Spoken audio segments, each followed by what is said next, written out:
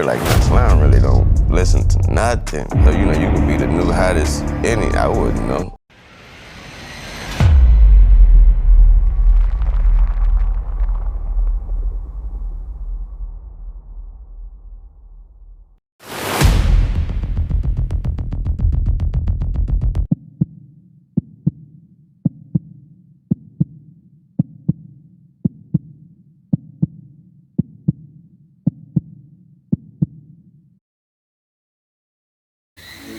Leo tutakwenda kuangalia historia ya uchoraji wa tatuu katika miili ya watu. Tutakwenda kuangalia historia na chimbuko la uchoraji wa tatuu lilianzia wapi. Lakini pia tutakwenda kuangalia tatuu kwa mtu wa Mungu ni halali kuchora ama sio halali kuchora. Lakini pia hatutobaki hapo tu kwa mtu wa Mungu peke yake. Tutaangalia kwa mwanadamu pia ni halali kuchora tatuu ama sio halali kuchora tatuu katika miili ya watu. Lakini pia hatutoishi hapo tu, tutaangalia pia madhara yanayotokana na uchoraji wa tatuu katika miili au katika mwili wa mwanadamu. Lakini pia kuangalia tu, mbali na kuangalia madhara peke yake, tutaangalia pia matokeo mtu anayoyapata katika uchoraji wa tatuu katika imani au kiimani zaidi. Lakini kabla ya kuanza kuzungumzia madhara na kabla ya kuzungumzia kimungu zaidi mtu atapata matokeo gani, lazima kwanza tujue historia ya tatuu ilikuanzia. Zilianzia wapi na upi mpango wa tatuu? Kwa sababu gani mwanadamu anachora tatuu? Maana kila jambo linalofanywa kwenye dunia au kila kitu kinachofanywa huwa kinalenga maana fulani. Yaani akifanywa tu kwa makusudio tu ya kawaida huwa kuna kitu fulani huwa kinalengwa. Sasa maana ya tatuu ni nini? Nini maana ya tatuu? Tatuu ni michoro ambayo huwa inachorwa katika mwili wa mtu au katika miili ya watu. Huwa inawakilisha maana ya baadhi ya vitu fulani ama kitu fulani. Historia ya tatuu, watu wa kwanza kuishi tabia hii ama kuanza kuchora michoro hii walikuwa wa aina gani? Hapa kidogo nitakurudisha nyuma kidogo. Tatuu zilianza kuchora miaka ya 1500 BC, yani before Kristo, maeneo kama ya Misri, ambapo wakati huo kabla ya wana wa Israeli kwenda pale, wale watu walikuwa wana desturi zao na mila zao za kipagani katika kufanya au katika kuabudu miungu yao ambao walikuwa wakiabudu ya kipagani.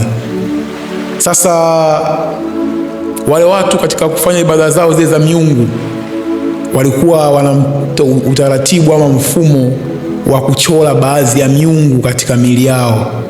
Yaani yale masanamu walikuwa wakiabudu, walikuwa wanadiriki kuchukua zile alama na zile picha za masanamu, wakawa wanachora kwenye miili yao sehemu mbalimbali za miili.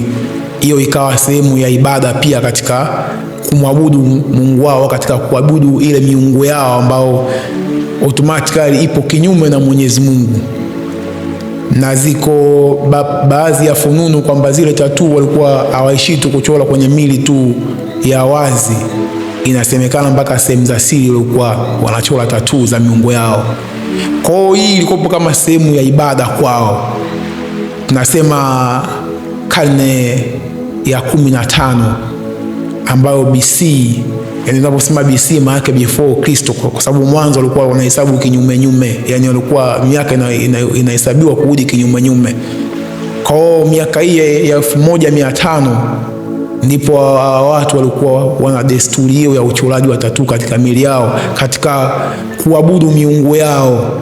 Sasa wakati Musa ameenda utumwani Misri na ndugu zake wale, taifa la Israeli liko Misri, walikuwa wakiishi pale. Sasa baada ya kutoka Misri kurudi nchini Kanaani, nchi yao ya ahadi, Mungu alishaona kwamba kuna baadhi ya watu mioyo yao imeingiliwa na mashetani, wanaanza kuishi zile desturi Na kama unakumbuka sehemu fulani, wakati Musa ameenda mlima Sinai, kuna mtu mmoja anaitwa Sabili.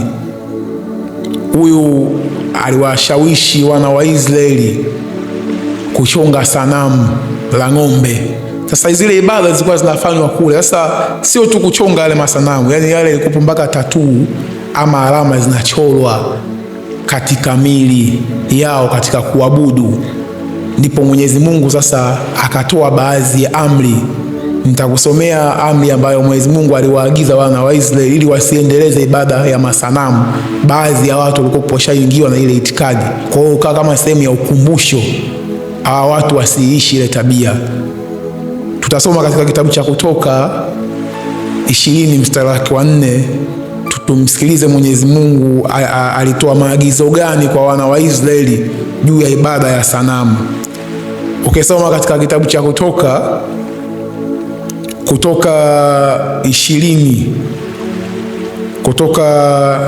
20 mstari wake wa 4. Kutoka 20 mstari wake wa 4 inasema, usijifanyie sanamu ya kuchonga. Sikiza vizuri wale ambayo Mwenyezi Mungu anaiagiza hapo. Anasema usijifanyie sanamu ya kuchongwa wala mfano wa kitu chochote kilicho juu mbinguni wala duniani.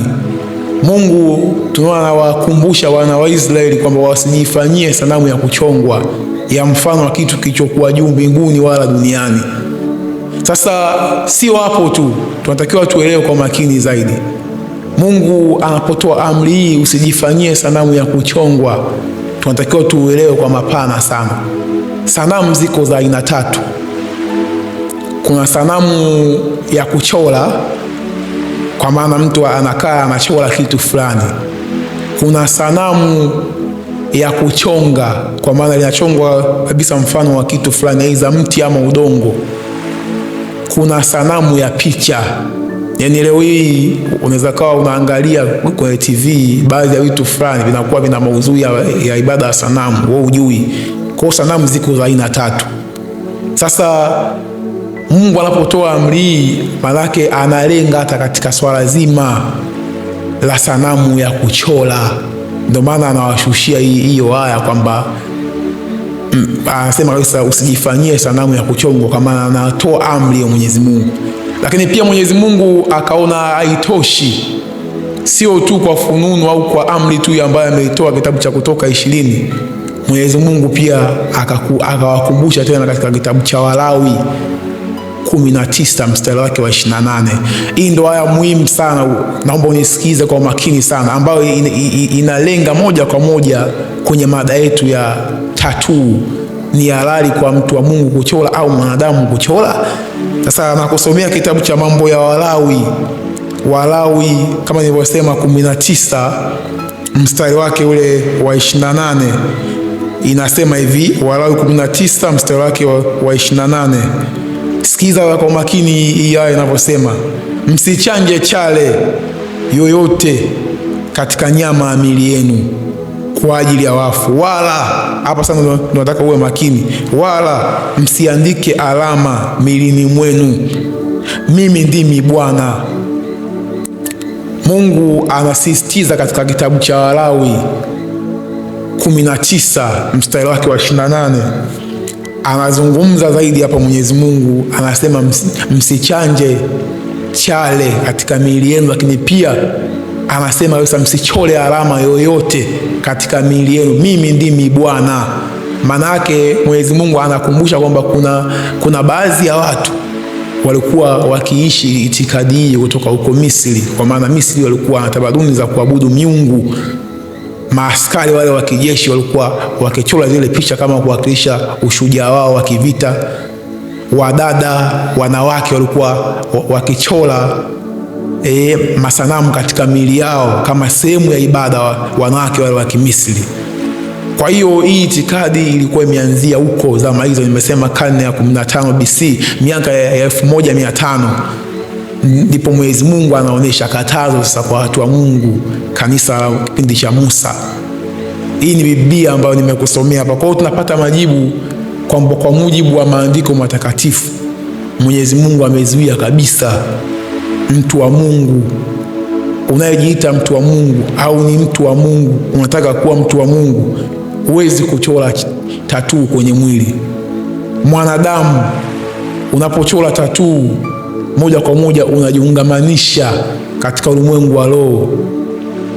Mungu kwa kuonyesha msisitizo pia kwamba sanamu ya kuchorwa haitakiwi, na sanamu ya kuchorwa ni ibada ya kuzimu, Mungu akasisitiza katika kitabu cha Habakuki 2:18. Hebu sikiliza hii aya vizuri uelewe kwamba Mwenyezi Mungu amekataza kabisa uchoraji wa sanamu za kuchora au sanamu za kuchora. Mwenyezi Mungu amezikataza kiwango gani? Sikiza hii aya Habakuki 2:18. Sikiza aya vizuri inavyosema. Anasema Habakuki 2:18, sanamu ya kuchora, narudia tena, sanamu ya kuchora yafaa nini? Hata yeye aliyeifanya ameichora sanamu ya kuyeyuka, nayo ni mwalimu wa uongo. Kwa hiyo sasa, kwa mujibu wa maandiko, Mwenyezi Mungu anazuia sanamu hata ya kuchora, na ndio maana mtu anapochora tatuu, huyo automatically ana sanamu mwilini mwake, na Mwenyezi Mungu ameshakataza. Kitabu cha Kutoka 20 nimesoma mstari wake wa 4, amri ya pili, usijifanyie sanamu ya kuchongwa. Na Walawi kama nilivyosoma hapa 19:28 imekataza usichole au usiweke alama yoyote kwenye miili yenu. Lakini pia mbali na hapo, pia nimetoa kitabu cha Habakuki hiyo 2:18, anasema sanamu ya kuchorwa nayo yafaa nini? Hata yeye aliyoifanya naye ni mwalimu wa uongo. Kwa hiyo Mwenyezi Mungu kwa mujibu wa aya hizi inaonyesha wazi kabisa kwamba amezuia vikali sana mwanadamu asichole tatuu katika miili.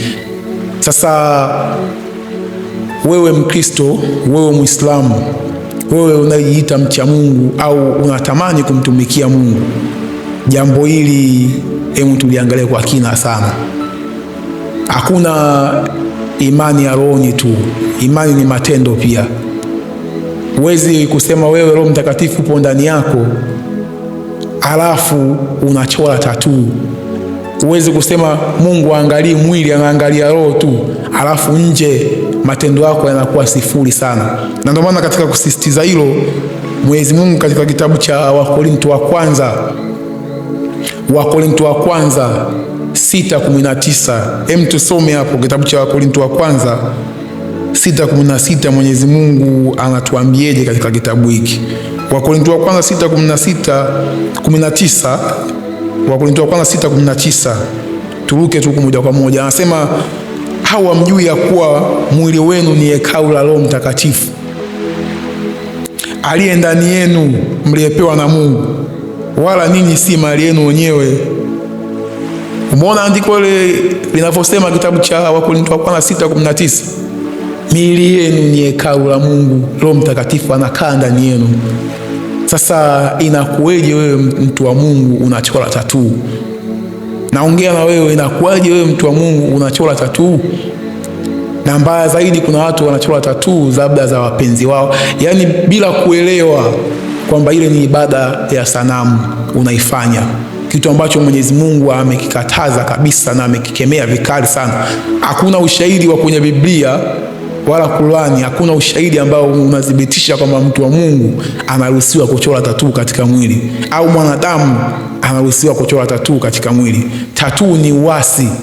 Tatuu sio mpango wa Mwenyezi Mungu katika maisha ya mwanadamu. Na ndio maana unaweza unang'ang'ania kwamba kuishi tabia hii ni kitu sahihi, na ukajiona kwamba una Roho Mtakatifu ndani, au Mungu aangalie mwili, anaangalia roho. Yesu alishazungumza haya yote katika Biblia takatifu. Kujiona kwamba wewe mcha Mungu, kujiona kwamba wewe pepeto liko mikononi mwake yeye siku hiyo ya mwisho atakaporudi. Masihi Isa, Yesu atakaporudi ndo atakayechanganua sasa, lakini vingi ameshatufunulia. Kwa hiyo wewe unaweza ukajiona upo sahihi, lakini kiuhalisia hiyo tabia unayoishi haitokani na maandiko. Hebu nikusomee kwa kitabu cha Mathayo 25 mstari wake wa 45. Tuone hapo kuna kitu Yesu amekizungumza. Mathayo 25 mstari wake ule wa 45. Hebu sikiza vizuri haya Yesu anachokisema hapa. Mathayo hiyo Mathayo 25 mstari wake ule wa 45. Yesu kuna kitu hapa anakizungumza kikubwa sana. Naye atawajibu akisema, mimi nawaambia, kadiri msivyomtendea huyo. Iyaya nilikuwa nahitaji kitabu cha Mathayo 24 ambao Yesu kuna baadhi ya watu atawakataa, atawasema sikuwajua nyinyi tangu mwanzo, hebu ondokeni hapa mtendao maovu kwangu. Yaani kuna watu Yesu atawakataa kwa mujibu wa maandiko matakatifu, kwamba inaonyesha kwamba kuna watu atawakataa kwamba watu sio wacha Mungu. Kwa hiyo unaweza ukajihisi kama ulikuwa katika mfumo wa ucha Mungu, lakini automatically matendo ndo anayedefine kwamba wewe ni mtu wa aina gani.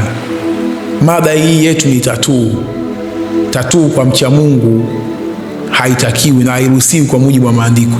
Lakini pia hata kwa mwanadamu hakuna faida katika uchoraji wa tatuu, lakini pia Mungu amezuia vikali sana katika uchoraji wa tatuu. Kwa hiyo mtu anayechora bila kujua, maana yake huyu mtu anafanya jambo asilolijua. Yesu anasema waacheni hao vipofu, na kipofu akimuongoza kipofu atatumkiwa kwenye shimo. Kwa hiyo wewe ni kipofu hujui, lakini mwisho wa siku utatumikia shimoni. Hujui iko unachokifanya, unajiungamanisha na katika nguvu za kuzimu. Yaani unatoka katika ile hali ya uhalisia wa kimungu au nature ya mwanadamu, unaingia katika hali ambayo shetani anataka akusainishe katika jehanamu ya moto. Kwa hiyo jambo hili Mungu amelikataza. Na kwa nini kwa sasa dunia ya leo tunaishi, kwa nini swala hili limekuwa linakisiri kwa kasi sana? Sasa hivi habari ya mjini ama watu maisha yao lazima wachole tatuu kwenye mili. Mtu akiwa na mpenzi, kumpenda tu kwa kumwonyesha mapenzi kwa matendo na kimaisha, anaona haitoshi, anaona bora ajichole tatuu. Kumwonyesha tu ule upendo wa dhati, rafiki ama ndugu, anaona haitoshi, bora achole tatuu, lakini bila kujua kwamba hapo anafanya ibada ya sanamu. Wasanii hawa wanayafanya yale, wale tayari wameshapewa nguvu, wameshapewa saini, wameshapewa assignment na shetani kwamba hebu fanyeni hivi kwa ajili ya kuungamanisha watu. Kwa hiyo wewe ukiona tu wasanii vile wanachora, sio kama wale watu wanafanya vile hawajui lile wanaolifanya, hapana. Wale tayari kuna nguvu fulani na wasapoti, kwa sababu wao wapo kwenye social media, wanaonekana rahisi watu kukopi behavior kutoka kwao. Kuna kitu nishazungumzaga kipindi cha nyuma kwenye somo langu moja, nilizungumzia vyama vitatu: Freemasoni, Illuminati na Majesuiti. Katika somo hili ambalo nimezungumzia la Freemasoni, Illuminati na Majesuiti, nikajaribu kuzungumzia kwa kina sana watu hawa, the secret society, jamii ya siri ambayo inadhibiti ulimwengu. Sasa watu ndio wameshikilia dunia. Walichokifanya sasa, lengo la kwanza kuvunja amri 10 za Mwenyezi Mungu. Yaani mwanadamu wamtengenezea mazingira ya kuvunja zile amri ili atoke katika hali ya kumwabudu Mwenyezi Mungu. Ndio kilichofanyika. Sasa wanatumia wale watu maarufu kama vile wasanii, kuna mikataba wameingia nayo, yaani zile media production zile sehemu zile ambazo za kimuziki kubwa duniani, wanachokifanya au zile wanazidhibiti, zimeshikwa mikononi mwao. Kwa msanii huwezi kusema chochote, wale watu ndio wamepewa kazi. Sasa miongoni mwa kazi ambayo waliopewa ndo kama hiyo swala ambayo nimesema hapo la kuichora tatuu. Jamii inapoona sina kopi inaiga, tayari inatoka kwenye muktadha wa nature ya mwanadamu, kwenye muktadha wa ibada, kumwabudu Mwenyezi Mungu katika roho na kweli. Unaona hata mfano wa wasanii wa Lil Wayne, ni mtu ambaye napendaga sana kumtolaga mfano, mtu ambaye karibu mwili wake kabisa kuanzia kichwani mpaka unyayoni, hamna sehemu ambaye alioiacha. Huyu bwana kachora mitatu kibao mwilini, na athari anazozipata nadhani mnaziona. Dunia nzima inajua maisha anaishi Lil Wayne. Kila baada ya muda fulani, muda mchache, hata mwaka uishi, anaenda kubadilisha damu, maana akiacha anakufa. Si wao tu, watu wengi sana wameharibu mili yao, watu maarufu wameacha. Hata hapa Bongo Tanzania kuna baadhi ya wasanii wakubwa sana Kwa Masava mtu anachora matatu. Sasa watu wanavyoona wanaiga, kumbe wajui yule mtu kapewa kibali fulani na kuzimu huko, kwamba ili kwa namna moja ama nyingine nyinyi mnapokuwa mnamkopi yule mtu mnatoka kwenye mstari kabisa. Kwa hiyo usione vile wasanii wanachora tayari wameshapewa kibali na wameshapewa kazi ya kufanya kuharibu jamii. The Secret Society, jamii asili. The Secret Society ndio wenye nguvu ya kuwadhibiti hawa mabwana. Kwa hiyo tattoo haina faida katika mwili wa mwanadamu, na ndio maana hata unaona athari zake. Mtu tu anapoenda kutoa, labda kuna baadhi ya watu wanajifanyaga wamevurugu labda na mapenzi ambayo hisia zinazoshindikizwa na kuzimu, anachukua labda tattoo, anaenda kwa mtu anamchora tattoo ya mpenzi, sanamu anaiweka mwilini, yeye ajui, anachukua ile tattoo anaiweka. Sasa siku labda wamegombana huko, yani sio mapenzi, yani ni vurugu, wamegombana, anaenda kutoa ile tattoo. Sasa siku anaenda kutoa ile tattoo, maumivu anayapata, sababu ile kwanza inaumiza, ina asili. Sasa kwa nini haya yote yatokee? Kwa tattoo kwa mcha Mungu hairuhusiwi, kwa mtu yoyote haina faida. Nature ya mwanadamu sio tattoo. Tattoo ni mpango wa kuzimu, ni mpango wa shetani katika kuvunja amri ya kwanza ya Mwenyezi Mungu.